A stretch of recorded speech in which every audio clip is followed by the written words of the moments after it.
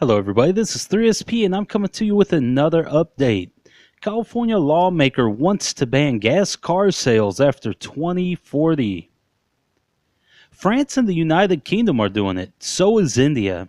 And now one lawmaker would like California to follow their lead in phasing out gasoline and diesel fueled vehicles. When the legislature returns in January, Assemblyman Phil Ting plans to introduce a bill that would ban the sale of new cars powered by internal combustion engines after 2040. The San Francisco Democrat said it's essential to get California drivers into electric fleet if the state is going to meet its greenhouse gas reduction target, since the transportation sector accounts for more than a third of all emissions. The market is moving this way. The entire world is moving this way, Ting said. At some point, you need to set a goal and put a line in the sand. California already committed 5 years ago to put in 1.5 million zero emissions vehicles, such as electric cars and plug in hybrids, on the road by 2025. By that time, the state wants these cleaner models to account for 15% of all new car sales. But the progress has been modest so far, as consumers wait for prices to drop and battery ranges to improve, or opt for large trucks and SUVs that are not available among electric offerings. Slightly more than 300,000 zero emission vehicles have now been sold in California, and they accounted for just under 5% of new car sales in the state in the first half of the year. Ting is among the policymakers pushing to increase incentives for drivers to ditch their gas guzzlers. He is also working on legislation that would overhaul California's electric car rebate program by making more money available for rebates, then ratcheting down the value of those discounts as the state hits sales targets. California is used to being first, but we're trying to catch up to this, Ting said. France and the United Kingdom both accounted this summer that they would ban the sale of new gas and diesel cars after 2040.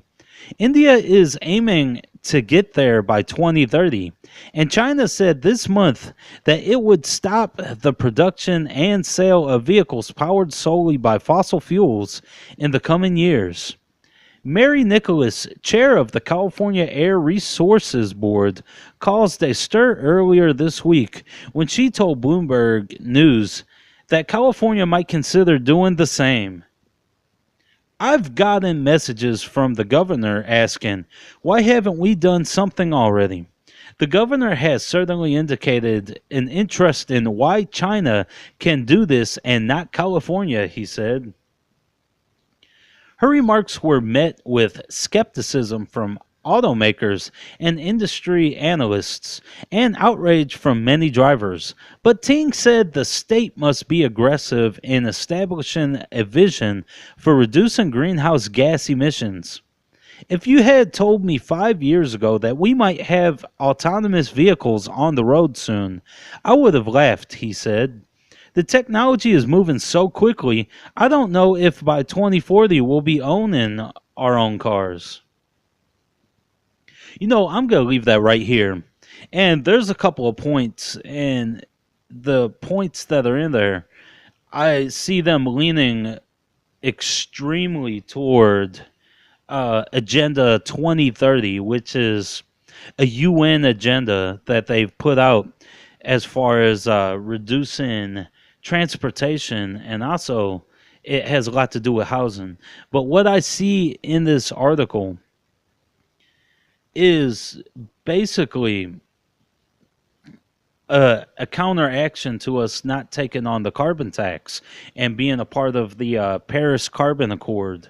So what's going to happen is most likely we'll still have gasoline vehicles in California and in the nation by 2030 and 2040.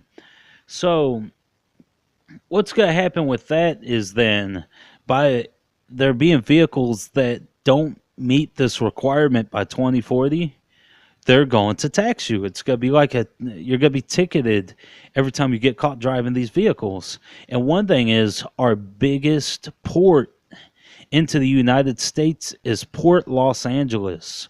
So even though California has these laws and all their vehicles might be electric by that point, all the trucks and things that go in and out to get those cargo ports in Los Angeles, they may still be diesel and gasoline, and there will be a tax on it. So effectively, there will be the carbon tax.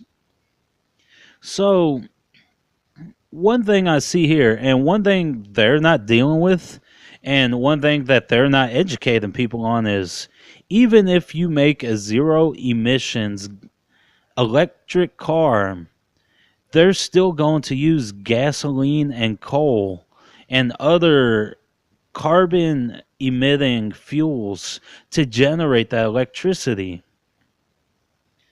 That's the craziness of it, is it will not reduce emissions. It just changes the way the emissions are created and where they're created at. So again, instead of the cars producing the emissions, the power plants will produce the emissions. And with these power plants, there's going to be a lot less regulation.